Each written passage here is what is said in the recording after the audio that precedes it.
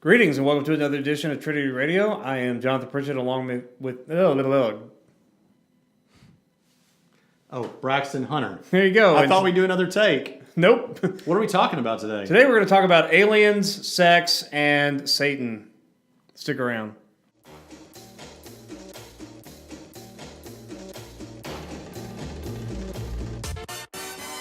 So It's not heresy. It's Harrison.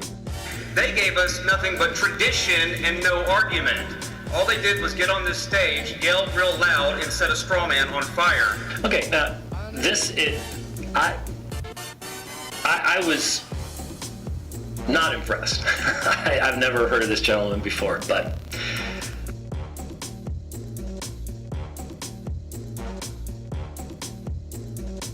And there is no evidence at all, except in the imagination of Dr. Braxton and like-minded thinkers, that there is such a thing as an objective morality. Right, well, that was a very passionate speech by Professor Alvarez. However, let me point out a couple of things that I have not argued tonight, that Professor Alvarez seems to think that I have argued. Everything that begins to exist must have a cause for its existence.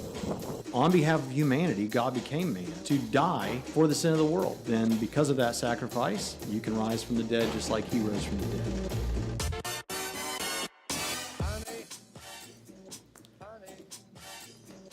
So welcome back to Trinity Radio, and as he said, today we're going to be talking about aliens, free love specifically, and Satan. This is also some information from our cults class. At the end of the cults class, I noticed that we had talked very seriously and in an academic way about a lot of stuff, and then I knew that Not people really. want to hear the weird stuff, right? Some people, in a carnal way, they shouldn't. They want to hear the weird stuff out there. Yeah. And that's why there's 1,000 documentaries on Netflix about weird stuff like this. Right. So what we're going to do is we're going to run through 5 really weird groups. Presbyterianism in cult there? groups. We're going to add it. There'll be 6. All right. So the first one on the list is this is not a why IMO. We're not responding necessarily to anyone, although we may in the future. This is just us talking about. If you some weird find things. someone who's saying why they're one of these things, let us know. That'd Yeah, be gold. really. Yeah, that send will be it to us. gold, yeah. Okay, so the first one is the Ordo Templi Orientis, or the OTO, the Ordo Templi Orientis.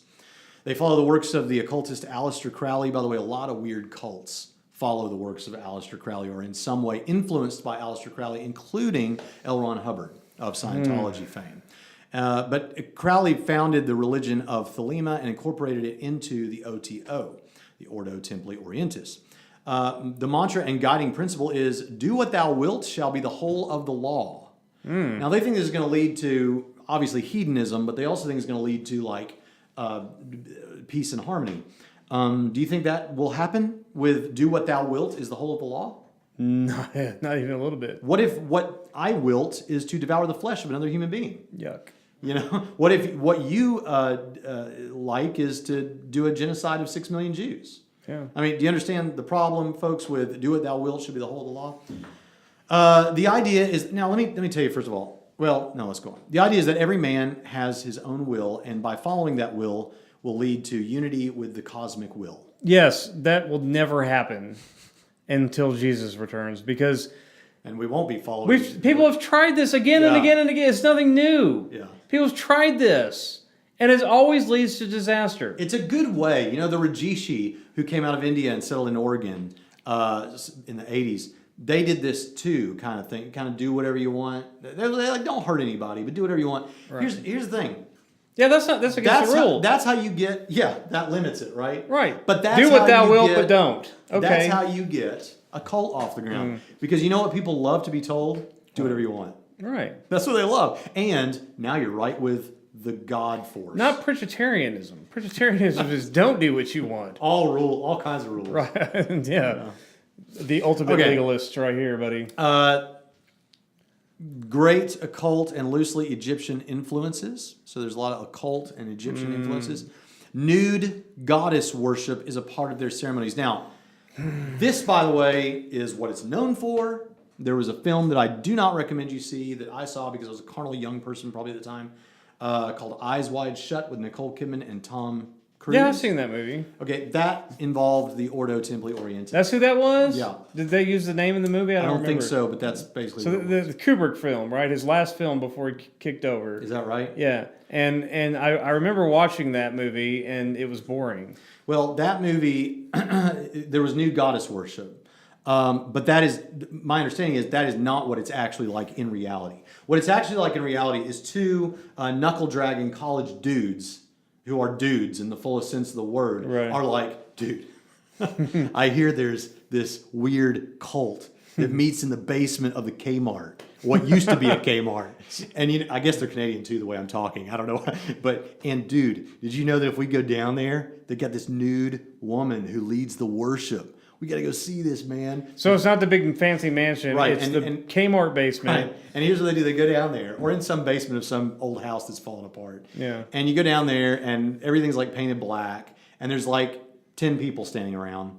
All of them, again, Dungeons and Dragons players, and now Skyrim players, I guess. And there up at the front is this nude goddess, but not what you're thinking. Not that kind of It's the nude lady goddess. from the 2 episodes ago. It's the Wiccan lady, right? Yeah, that's right. And yeah, so that's kind of what. My understanding is there's a big ceremony at the end where everybody goes to the back of the room and gets in this phone booth looking thing, and it's almost like it has some significance. But the thing is, then after the service is over, since they're all in there, they all just come back out. It's like, what was the point of this? No. Okay. This is never as good as the movie, right? right. Communion involves eating the cake of light, which must contain blood, a certain kind of blood that appears. Let's just leave it there, okay? This is a certain kind of blood. Use your imagination, folks. We're not going into it because I don't want to have to click the explicit contents on this episode at iTunes. But it involves that. Just know this much. If anyone ever asks you, would you like a cake of light? You say, no, thank you. That's what you do. And then ask yourself why you're at a meeting of the Ordo Templi Orientis. Okay, so that's the Ordo Templi Orientis. There's a lot more we could say about it, but moving on. It's self-defeating. Do what thou wilt. Okay, what if I wilt for this thing not to exist because I'm tired of hanging out in basements at Kmart? The whole thing's done. It's self-refuting. It's Right. Okay. Raëlism. Founded in 1974 by Claude, I should have prepared for this, Vorilhon. I haven't taught this class in a while.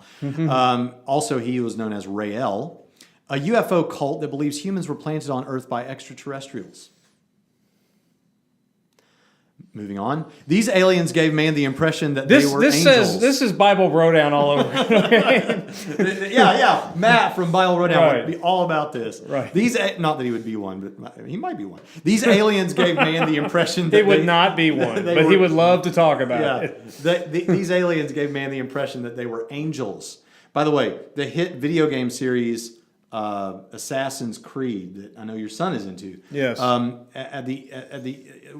undergirding storyline is basically like this: the Earth was seeded by aliens and all that.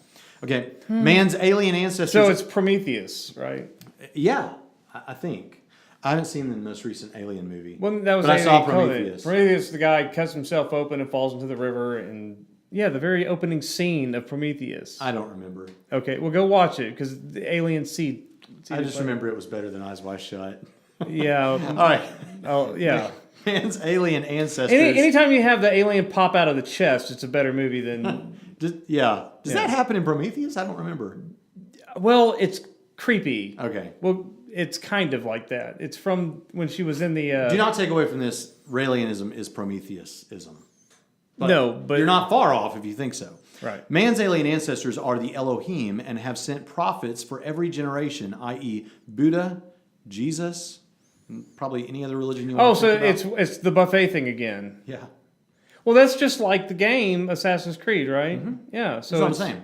We'll chunk it in there and it'll work. Mm-hmm. Raelians are to do whatever they personally feel is right.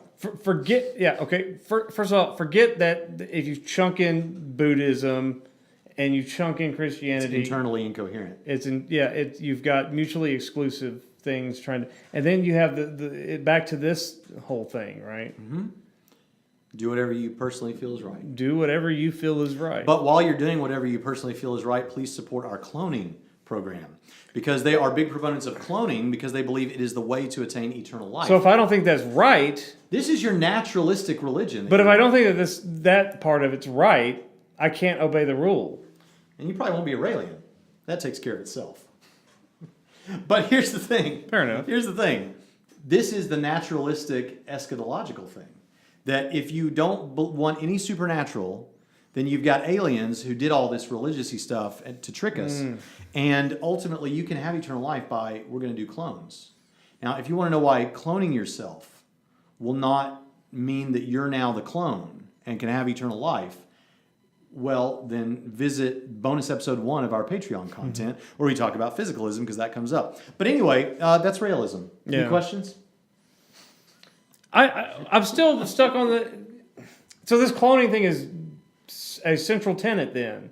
Because if do what I want means not give my money to this nonsense. I mean, I haven't been to a Raëlism meeting lately, so I don't know what exactly... Lately? Yeah. What are you trying to say here? Okay, I've never been to a Raëlism All right. wink, wink meeting. Okay? But the point is, I don't know.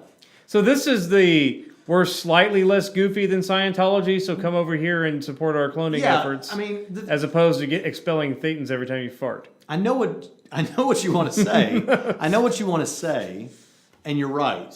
Which is their whole thing is there's no rules, but there's kind of some rules, right? That's the problem. Well, yeah, I'm trying to get in my head what's the appeal. Just because it's super cool sounding to them, and you get to go out in the desert and look up for the Raëlians to appear. All right, these are UFO cults are very prominent in Arizona. Right? Yeah. Okay, something a little more down to earth. David Koresh and the Branch Davidians. The Branch Davidians are an offshoot of the Davidian Seventh-day Adventists, who are in turn an offshoot of the Seventh-day Adventists. This does not mean that the Seventh-day Adventists are equivalent to the Davidians or the Branch Davidians, okay? I just want that said, especially on the heels of Steve Gregg's most recent debate on the Sabbath. I just want to make it clear. David Koresh became the leader of this movement and claimed to receive prophetic messages from God. Among other things, he said that God told him he would be the father of the chosen one. David Koresh's theological musings led him to proclaim that he was the reincarnation of Cyrus, or a modern-day Cyrus, and would set up a Davidic kingdom on earth. After repeated financial and leadership struggles to regain headquarters in the Mount Carmel Center, Koresh succeeded, but when it was later raided by the Bureau of Alcohol, Tobacco, and Firearms, Koresh was killed by his right-hand man, who then committed suicide. Isn't that how a lot of these things end? It doesn't usually end well. Yeah, first thing you know about false religions. If they say, let's move to a compound, don't do it. Well, the communal living is, I think, part of the appeal. It's because a lot of this stuff... It always goes bad. They do weird things to children. Don't do it. It always goes back. I won't say it always. It often, with false religions or cults, it often goes back to sex. Yes. It often goes back to sex. Which is, I've noticed this about false religions. Which is what Peter was saying way back when. Yeah. I mean, this false teacher business, it always tied to... Now, I'm not saying I don't know behavior. what sex was going on there, but communal living is a great place for a free False love. teachers, since the beginning of the church, have always tried to tie in sex to their false teaching. Yeah. Well, if you're trying to build a cult, do whatever you want is a good way to do it, which includes do sexually whatever you want. Right. A lot of times they'll say don't hurt anybody, but then again, there you go with the rules but no rules, right? Mm-hmm. All right, that's an interesting story that you might want to know about. It wasn't too long ago. Okay, the family. Now I don't even want to read this. The family, formerly the Children of God. This is the cult that River Phoenix was a part of. David Berg served as the king and prophet until his death. His writings were seen as inspired and nearly as authoritative as the Bible.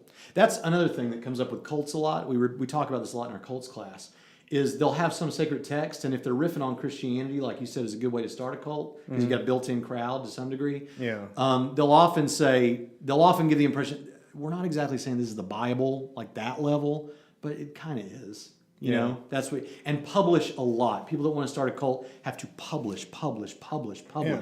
Jehovah's Witnesses, Scientology. Mormons. Yeah. Mormons. Yeah, Mormons. The Desert, what is Desert something publishing? I can't remember the name of their publisher, but it's Desert something. Okay. Did I go? Oh, a cult advocating polyamory and 2 consenting heterosexual adults. Now, you couldn't be homosexual. Any two consenting heterosexual adults honor God by engaging in sacrificial love or sacrificial sex with each other regardless of marital status. So the thing here is, this is actually what you need to do if you love God, is to have a lot of free love, but with someone of the opposite sex is their position. Love is the point of the gospel, and so the more sex, the better. Witnessing... Why are they equating love and sex? Right, that's a big problem. Right. That's a big problem. Witnessing involves or involved what is called flirty fishing. That's what they called it, quote, flirty fishing, in which young men and women entice those they are attempting to evangelize and with sexual flirtation. And the flirtation is not disingenuous. What I mean by that is they do plan to have a sexual encounter with these people. Yeah. And then pamphlets were circulated. Now, I'm not going to tell you to do a Google search of this, because if you put anything like this in Google Images, you're going to get all kinds of other stuff you shouldn't be looking at. But there are images of pamphlets out there that they used that looked kind of like gospel tracts. Like, I forget the name of the guy who did all the gospel tracts. Everybody knows. But anyway, but their tracts, some of which identifying young women as the cult in this cult as God's whores. That's nice. That's what they were, these God's whores. Strangely, this was meant positively. I wrote this meant positively. Right. So obviously strange. Dudes came up with this because... Well, David Byrd came up with it. Yeah. No, but I mean, it's like... But what's weird is you always think, oh, if we sell sex as a means to get people on our religion with a bunch of God's whores, we'll get all kinds of young people. But it's always dirty, gross old guys, right, that are sitting around. It wasn't back then. Was it not? No. If you watch there's a documentary floating around about this, and it's old now. But if you watch that documentary, these were not unattractive people, at least not entirely. Those are just hippies that decided It's hippies. So now on to Satanism, and that'll be the last thing that we discuss here. Satanism is difficult because there are two kinds of Satanism. There's a supernatural Satanism and then a naturalist Satanism, which is not really Satanism, it's just kind of Satanism. Yeah, and I like your terminology better, but the way they say it is theistic Satanism. So you have Satanism and then theistic Satanism. So founded in 1966 as the Church of Satan, this is the naturalistic Satanism, by Anton Szandor LaVey. In 1969, LaVey published the Satanic Bible, which rejects the Ten Commandments and the Golden Rule and upholds hedonism. Since the Church of Satan upholds what is called atheistic Satanism, which means they are atheists and merely view Satan as a symbol, the point of Satanism is for the individual to become the master of his own destiny. I'm telling you, that's how you start a cult. Yes. Man, These are the same people that like to say, you have to let us pray before city council, and then the guy comes in with a robe and starts chanting all dumb. Right. Yeah. Oh, Lord. Man is free to do as he pleases is their thing. The primary holiday, your birthday. March 14th? Just anybody's birthday. That's the holiday. What if you're a Satanist in the naturalistic, atheistic Satanism? The only holiday in the year is your birthday. Oh, how great thou art! You sing that to yourself. Yeah, Great. yeah. Okay. So that's Satanism. The thing is, I remember when I was in youth group, like somebody came up with a Satanic Bible and like, "Ooh, the Satanic Bible! You know, this is creepy." No. This is atheism. Yeah. See, I didn't like that Satanic Bible. I liked the Jolly. You like the real Satanic? No, Bible? I didn't. I wasn't into that stuff. What I liked was like the Jolly Roger cookbook stuff that taught you how to make little bombs out of household appliances. Oh, really? Yeah, that was our thing, not the Satanist Bible. I don't think that ever made it out of Arkansas. I've never heard of that. You never heard of the Jolly Roger cookbook? No. You got to Google that. Okay, I know what and a Jolly then get Roger people is. like Billy Winland on your case. But okay, the primary holiday. Okay, theistic Satanism or traditional Satanism. Yeah, that's got a long traditionalism. That goes way back. Yeah, is the belief that Satan is a real and personal supernatural being that can be contacted through prayer. And if you're praying to Satan, what has happened in your life? Yeah. That's what I want to know. Okay, the theistic Satanists often see growing in knowledge as the highest value to Satan because of his urging Eve that through eating of the fruit she would gain knowledge. Altogether, there are only about 50,000 Satanists in the world. That includes atheistic Satanists, theological Satanists, every jack Satanist on planet Earth. Right. 50,000. Yeah. You could put them all in a stadium. And they show up and they pray at city council meetings after having the ACLU wine. So there you go. Weird cults. Yeah, and it all has to do with sex. I mean, Aliens, free love, and Satan. Peter wrote about this, okay? Because that's still, at least the theistic Satanism is a perversion of Christianity. Like a lot of these are perversions of Christianity. And Peter, who wrote 2 Peter, by the way, talked about this long ago. In chapter 2, starting verse 1, but there were also false prophets among the people, just as there will be false teachers among you. They will secretly bring in destructive heresies, even denying the master who bought them, and will bring swift destruction on themselves. Many will follow their unrestrained ways, and by the way of truth, and the way of truth will be blasphemed because of them. They will exploit you in their greed with deceptive words. Sounds familiar. Their condemnation, pronounced long ago, is not idle, and their destruction does not sleep. For if God did not spare the angels who sinned, but threw them down in Tartarus, and delivered them to be kept in chains of darkness until judgment, if he did not spare the ancient world, but protected Noah, a preacher of righteousness, and 7 others, when he brought a flood on the... You're reading the whole book? Yeah. And he reduced the cities of Sodom and Gomorrah to ashes, and condemned them to ruin, making them an example to those who were going to be ungodly. And it goes on to continue to talk about unrestrained sensuality. It talks about... I didn't mention that already. Yeah, and adultery, they're full of adultery and greed. It's all about sex, false. And you see the end that God has for these kinds of people. And it doesn't mean every person who's in one of these cults is doing it because of sex, but there is often a sexual... No, if we were to component. find videos of the... Wyma videos for these would be, well, I'm this thing, the family of God, because I like sex. I can have sex with whoever I want to. And maybe they were attractive back then, but like I saw something on Facebook of the naked church people, and it was this like 60-year-old fat guy naked behind the pulpit. I don't know if you saw that. No. That's what it ends up.